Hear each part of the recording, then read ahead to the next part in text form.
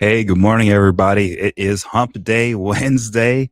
Welcome to the Off Ramp. I am your host, Thomas Jason Anderson. Hey, this is a great show today because I'm wearing my Dwayne Wade Marquette jersey. Let me get my Facebook page up here on the phone so I can see some of the comments today. Uh, I got my Dwayne Wade jersey on because uh, my guy, Bam Adebayo, uh, Miami Heat basketball player, got the second most points ever scored in the history of the NBA in a game with 83 points last night. He's only behind Wilt Chamberlain now. He's ahead of Kobe Bryant, and that has apparently caused all kinds of problems uh, out in the social media world. Okay, because Bam Adebayo, if you guys are not familiar with Bam Adebayo, Bam Adebayo, I believe, is his parents are African. He may have originally been from Africa, but I know he went to school here. I believe he went to University of Kentucky for a year and was drafted by Pat Riley into the Miami Heat basketball team. So for those of you who are not aware, there is, I'm talking about the Miami Heat basketball team, professional team, and Bam Adebayo has been sort of Pat Riley's template for what he considers to embody like an organization because his philosophy, and I've followed the Heat for a long time. But Pat Riley's philosophy is that each and one of his every one of his players should embody the entire organization and vice versa.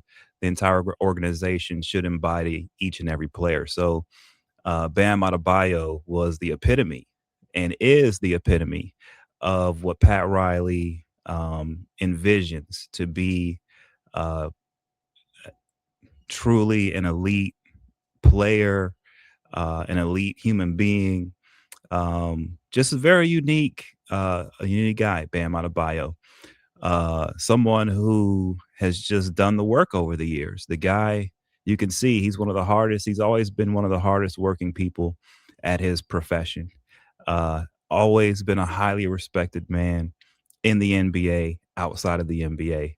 And so, he reaped his reward last night. He's playing in a league that, they don't have to really compete that hard anymore due to rules changes and other things. But um, the league has changed. And now guys like Bam Adebayo, who are very skilled, who have put the work in, who do the workouts early in the morning, 4 a.m., 5 a.m., every single day, treat their body right, surround themselves with the right people. Uh, he gets to he the world gets to see all of the work he put in with those 83 points he scored yesterday, which is just incredible. And so this should be a great, happy story, but there's just so much hatred being thrown at the guy.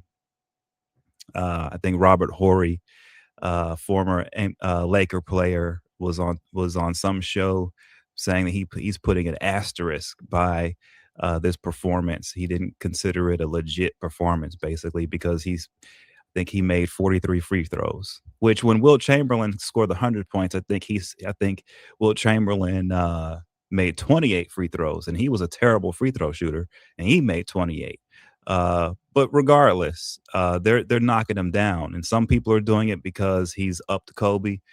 But I think even Kobe Bryant, if he were here today, would be really happy that it was Bam Adebayo that surpassed him in the most in second most points in the game in NBA history, because Kobe himself was someone who believed in all of the things that Bam Adebayo embodies.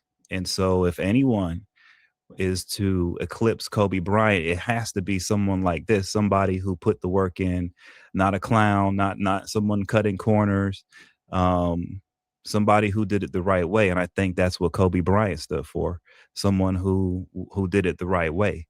And so this is only fitting in my eyes, right? But then you've got all this hate out here, and I think what the hate's coming from, I think there's just confusion these days. I think we've too many of us have bought the lie that the only way to have success is to cut corners.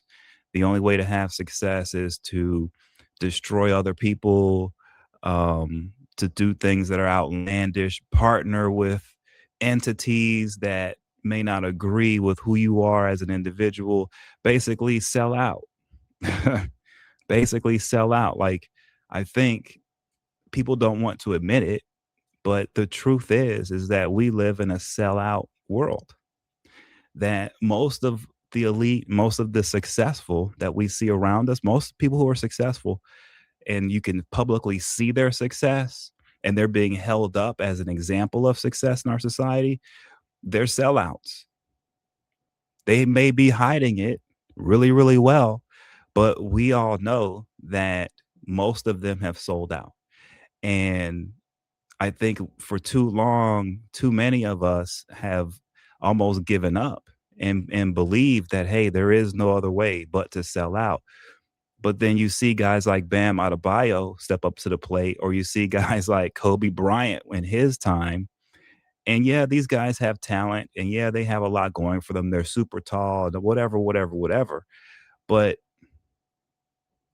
these guys, both Kobe and Bam, uh, when it comes to basketball, really approached it the way that a doctor would approach their practice, or an elite attorney would have approached their practice.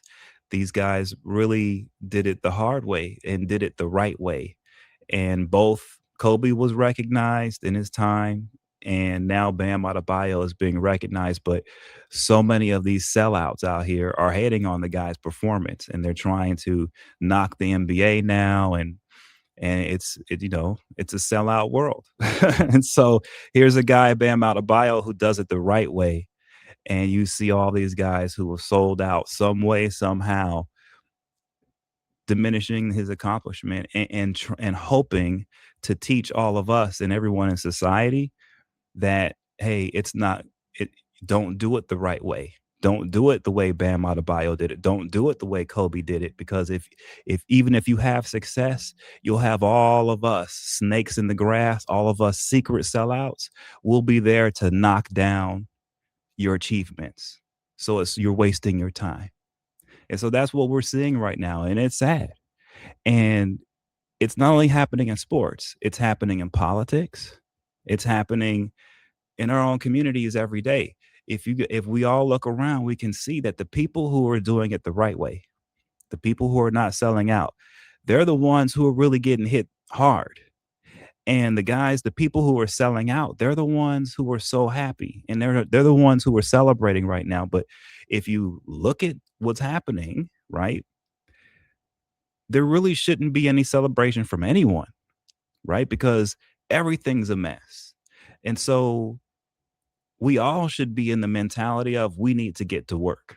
We all should be in the mentality of this is not a time to try to up one person above another. This is a time to take those of us who are on the grind, those of us who are working, whatever the results are of our work, it's time for us to be driving the conversation. And for the people who have sold out and they've lost their puppet strings and don't know what to do, they need to step to the side and stop hating. Don't hate on Bam. Don't hate on those who are putting the work in and who have put the work in and who know what's going on right now. Don't hate on us. Don't hate on us. I'm sorry that you guys did not put the work in. I'm sorry. But for years, I know this. Bam Adebayo has been looking around the league and he's been seeing a bunch of guys who are getting paid millions and millions of dollars who are not putting their entire effort into their practice, into their craft, into what their life is. They're not doing it. And he was doing it. And now look at the results. Okay. They want to try to diminish this, but we're seeing the same thing in the political world. We're seeing the same thing in the media world. We have people here who have sold out. They've gone the wrong way. They no longer know what to do because the world has gotten too complicated. And all they can do is hate. That's all they can do. And so when you look at the Cuba situation, right, it's a very similar situation to the Bam Adebayo situation because, the truth be told about Cuba is that Cuba, us in Miami, South Florida, people in the Caribbean, we've all been pawns for a few generations now. We've been pawns in a war between a few superpowers that have nuclear weapons. Okay. The superpowers who had nuclear weapons in the world were mad at each other. They were fighting each other. And we all in this region became pawns in their fight. And that fight went on for a long time. And what we're seeing now is that fight is over between the superpowers. It's over. Yeah, we see fighting between the superpowers, but it's in other places in the world. The what they were doing in our part of the world here in the Caribbean, the superpowers, that's over. All their little operations, they've pulled the plug. They've moved on. And what they've moved on to is the Arctic. Think about it. Why do you think Trump keeps talking about Greenland, right? Why do you think the EU is all up in arms? China is trying to get shipping lanes into the Arctic. It's because the superpowers of the world have shifted how they are adversaries. And the shift now, as you can see, is it's out in Ukraine, it's in the Middle East, but they're no longer having that battle here in this part of the world. It's done. And that's why you see Cuba falling. And when I say Cuba's falling, it's not falling because if you think about it, for all of those, and I saw the former opposition leader, current leader of the APNU, Aubrey Norton, he for in Guyana, he said that he's not anti-American, but that he feels bad that Guyana has turned their back on the people of Cuba. But that's not what has happened. It's the Russians and the Chinese who turned their back on Cuba. Look, if if the current Cuban regime can get from Russia and China whatever they need to make the island work, they're fine. They could be doing that right now. But Russia and China have decided that they don't want to do that. And so that's who has abandoned Cuba. Cuba as Cuba in its current existence as the primary adversary to the United States, in order to hold that existence in this world, they have the island itself doesn't have that kind of power to do it by themselves. If that's their main role is to be the adversary to the United States, they don't have that ability by themselves. They have to get help from others to do that. And they were getting help from Russia and China and others for generations. Okay. When the Russians and the Chinese pulled that support away, there's no longer an adversary to America now in Cuba. They may believe that they are, they may have an ideology, but it takes support to do that. You can't just be an island and just decide, well, we're going to just destroy this giant country that's made up of really 50 countries. We're just going to destroy them with our words. We're not going to get any support from anybody around the world. We are that powerful as an island. We're just going to destroy those 350 million people. I mean,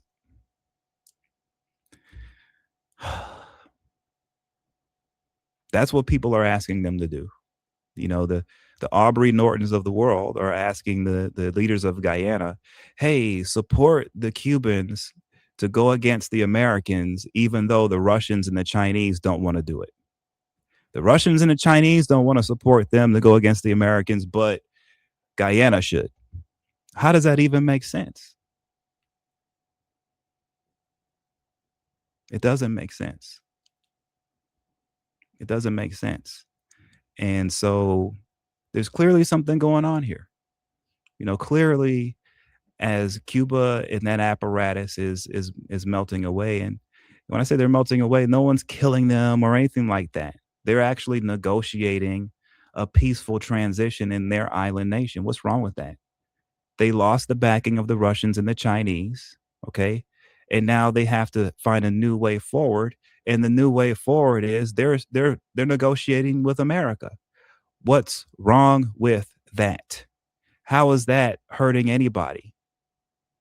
It's not hurting anybody. You can't force the Russians and the Chinese to start pumping billions of dollars into Cuba today to make them be anti-American again and start the war up against. You can't make the Chinese and Russians. They don't want to do that. They don't want to do it. So this isn't about somebody won or lost. This is simply about Cuba and all of us have been pawns in an international geopolitical game between superpowers with nuclear weapons. And they've decided to stop playing the game they've been playing over here over the past few. They're done. The Chinese and the Russians are done. They don't want to play that game anymore. They're done with that game. They're bored with that game. And yet we've got people like Aubrey Norton out here begging them to restart the game. Why? Nobody wants to play the game anymore. People want Cuba to be united again. They want the family members to come back together again. They want the island nation to be free. Why are you guys against that? Why? That's what we're seeing. We're seeing a peaceful transition where Cuba has been abandoned by the Russians and the Chinese, and they are now having to open up their country to become an independent island nation where all of their citizens, whether in country or out, come back home to create what they want to have moving forward. Why are people hating on that? Nobody's being killed here. No, there aren't bombs being dropped on anyone. This isn't a war. This is clearly a transition because time is over when it comes to the Cold War stuff. When it comes to the Russia, the Chinese nuclear battle, and us being pawns, it's over. We should be happy right now, all of us in this region, that this is over. I'm sorry if you guys think that your side lost, but I got to tell you something. If you're in this region in the Caribbean, you didn't have a side because you were just a pawn. You were a pawn all along. So please, all of us, me too. I was a pawn. I'm a pawn. Everyone here has been a pawn. I'm sorry. Don't don't be disillusioned. Don't trick yourself into believing something else. Okay? We were all pawns down here for a long time. That's over now. I know people, it's hard for people to believe. It's over. And it's ending without missiles being dropped, bombs exploding. It's over. It's happening in a way where it's very, very organized. We should be happy. We should. And so that's the take on Cuba, guys, is that this is a fractured nation, island nation that has lost the backing of the Russians and the Chinese to continue to be a primary threat against the United States of America. They no one wants to do that anymore. So now they have to transition out of that stance into being an independent island nation that functions as a real country and not as a puppet of superpowers with nuclear weapons abroad. That's all. Okay. And look, there are a lot of family members in Miami and South Florida, United States. They're ready. They're ready to go back home and to help build their nation. And we here as Americans, we're here to support that. We're not here to try to force war, to try to kill anybody. No, what's happening now is what we've been wanting for a long time. We have been putting the work in quietly, peacefully, in an organized way to ensure that this transition happens in a way that doesn't hurt people. And when I say we, I mean I'm in the media space. I'm a member of this community. I have been I've grown up with the Cuban exile community. I went to high school for 3 years at a high school called G. Holmes Braddock down in West Kendall, and it was like 90% Cuban population. Okay, I went to high school for 3 years there, um, and I know the Cuban people very well, and I understand their heartache and their plight on both sides, on the island and outside of the island. I understand that all of us, them, me, we were all pawns in this, and we've all been trying our best to survive it and to come through it in one piece without having war. And this is one of those solutions. So please don't hate on this. There aren't people being blown up and shot and killed. This is a orderly, organized transition. Cuba is going to have brighter days. Why? Because they're going to finally be united again. And wherever they go as a nation, that's up to them. And we should all in the Caribbean here, we should all be celebrating and help and supporting them in their transition.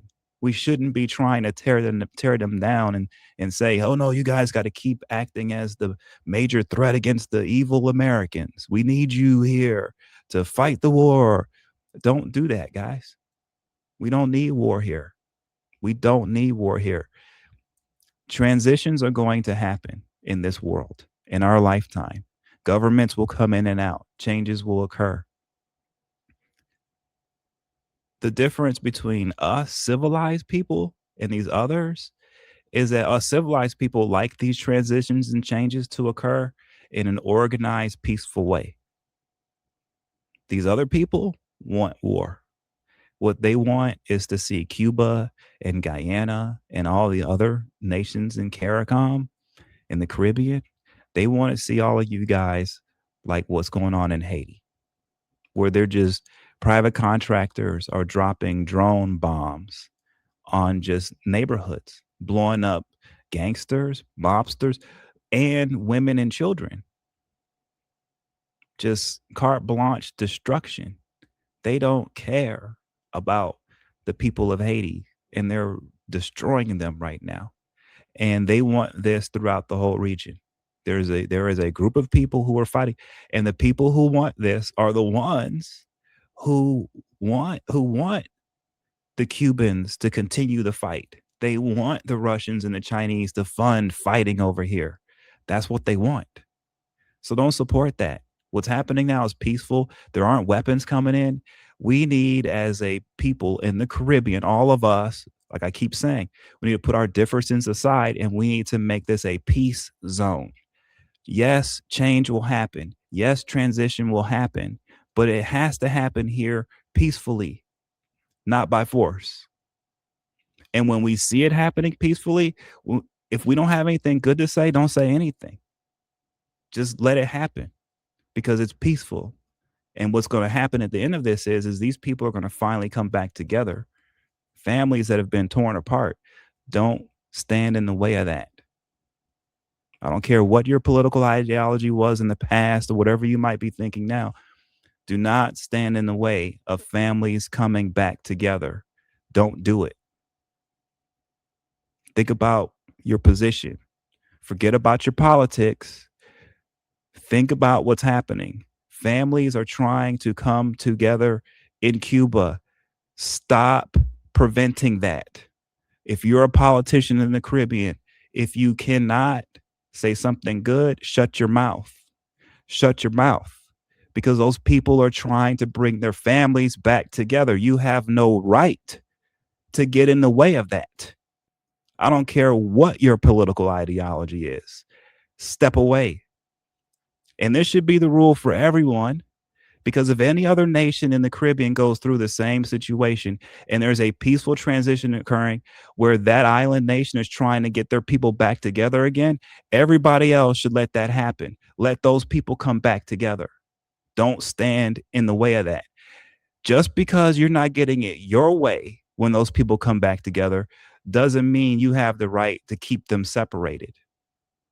Let them come back together their way. It's happening.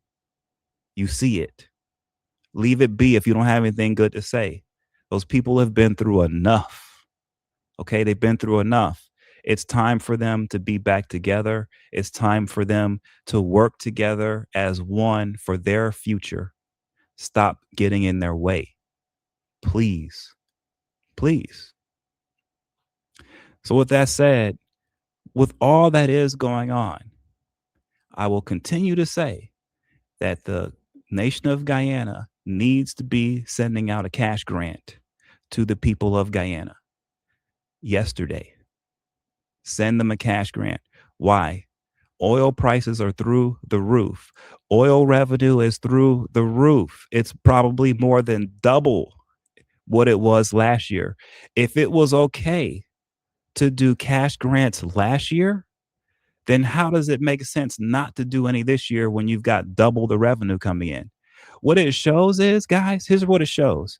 It shows just how cynical the PPP are if they don't give out a cash grant. I'll tell you why. Because obviously, if they don't give a cash grant out now and they're getting double the revenue they were getting last year, then why did they give out the cash grant last year? It's because they were trying to win an election. So if they don't give a cash grant out now when they're making double the money, then it proves that they used cash grants to basically, that's election interference, where they're using state resources to influence an election by handing out cash checks to win an election. But when it's time to actually do right by their people, there is no cash grant because there's no election right now. I'll bet if it's announced there's an election coming up in September, how much you want to bet you guys would be getting a record cash grant? That's how cynical these people are in the PPP.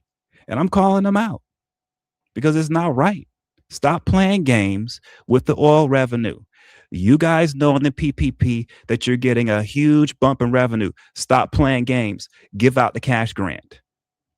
The opposition, they don't know what they're talking about. They're lost. The PPP knows it, so they think they're going to get one over on everyone. They think because Aubrey Norton's talking about anti-American stuff and he's all talking about Cuba and stuff, a waste of time. They think because that's the focus of the opposition guys that they can slide by and not give out a cash grant right now. Stop playing games. Yes, I'm going to call you out.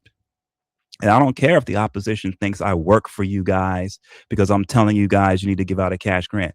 The opposition doesn't know what they're talking about. All right? They don't. Sorry to break it to you guys, but I know what I'm talking about. And I'm telling you, the PPP needs to give out a cash grant, and it has to be huge. And if they do not, it proves that they use cash grants to buy an election. I'm just letting you know. That's what it proves. So they can continue to try to play games and not give out the cash grant, or they can do what's right, give out the cash grant, and show everyone in the world that they can run their country right. Let's see. I'm watching. We all should be watching. With that said, guys, have a great day. It's hump day. I'll be back tomorrow. Hopefully, we'll have some more stuff in the news, and hopefully, we'll hear about a cash grant. With that said, really appreciate you guys supporting. Please share, pass it along. If you have any questions or comments, please comment. I'm going to get to the point where I want to have some of you guys on so we can have some debates on this stuff. But anyway, thanks again, guys. I really appreciate it. Have a great day. Love you all. Bye.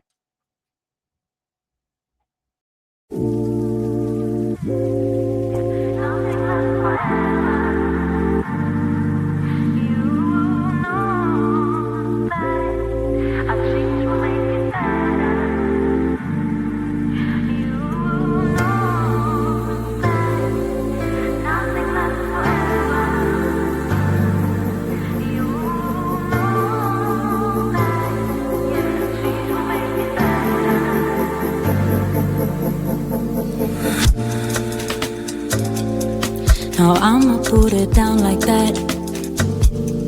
I'm leaving, I ain't coming back. You don't like the way I act anyway.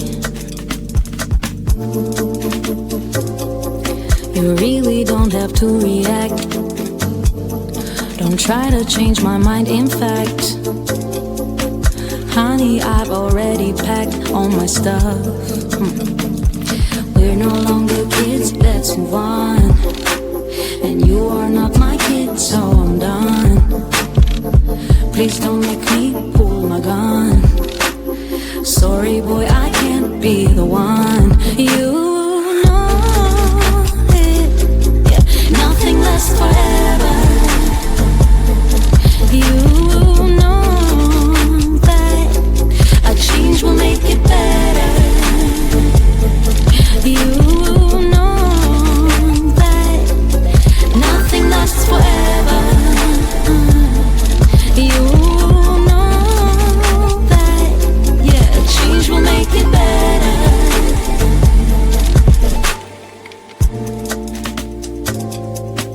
There's no one to blame, you see. Maybe we're not meant to be.